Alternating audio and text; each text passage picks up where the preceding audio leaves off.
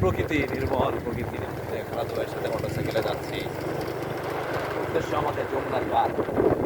আজকে আমরা বের হয়েছি বিকালে 7টার সময় যমুনার পারে দাদু ভাইয়ের সাথে একসাথে যাচ্ছি। দুই ধারে প্রকৃতির সৌন্দর্য, সবুজের সমারোহ,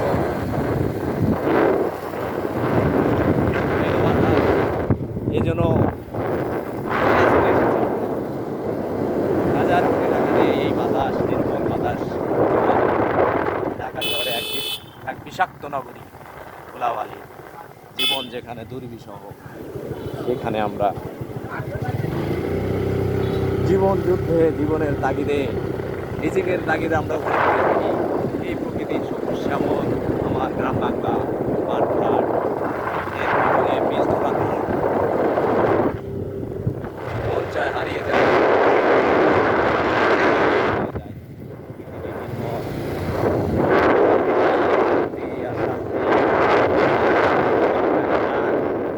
কলতান বাতাস, সুরেলা কণ্ঠ, পাখির দেখুন, প্রকৃতি দেখুন,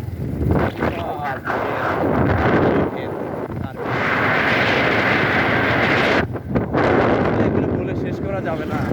ক্ষণিকের বয়ে হয়তো আমরা সামান্য কিছু এখানে করলাম আসলে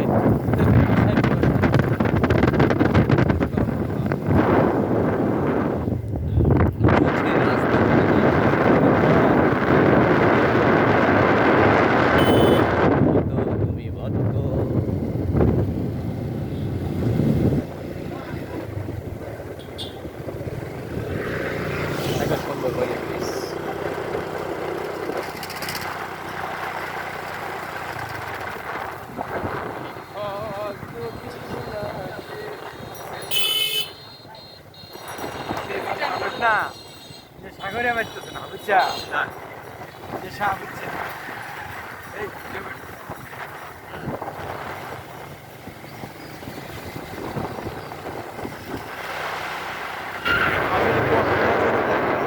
কথা শেষ হয়ে যায় কিন্তু প্রকৃতির অপরূপ সৌন্দর্যের বর্ণনা শেষ হয়ে যায় না।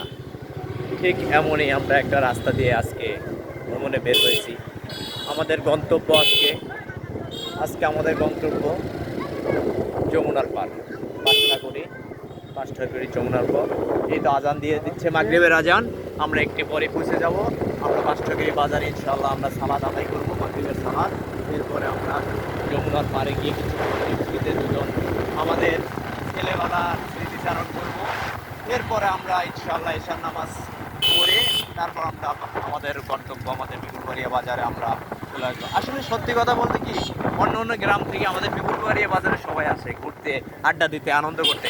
কিন্তু বিশ্বাস করেন, আমাদের বাজার আমাদের কাছে এখন এর চেয়ে আমার মনে হয় আমরা ওই সব গ্রামে চলে যাচ্ছি। এরকম খোলামেলা মাঠ, বিস্তীর্ণ ফসলের মাঠ, ক্ষেত, হ্যাঁ, মানে এটাকে বাংলায় যদি আমরা পড়ি, এটা মানে চড়া বলি আমরা। বিস্তীর্ণ মাঠ আর মাঠ, ফসলের ক্ষেত, দেখুন আমাদের ভালো লাগে। আমাদের বিপুলবাড়িয়া বাজারে যতক্ষণ থাকি আমাদের মনে হয় দম বন্ধ হয়ে যায়, তখন আমরা ছুটে চলে আসি এই প্রকৃতির মাঝে। ঠিক আছে, আমরা রাষ্ট্রগিরি বাজারে চলে এসেছি, ইনশাআল্লাহ দেখা হবে। ভালো থাকুন, আসসালামু আলাইকুম।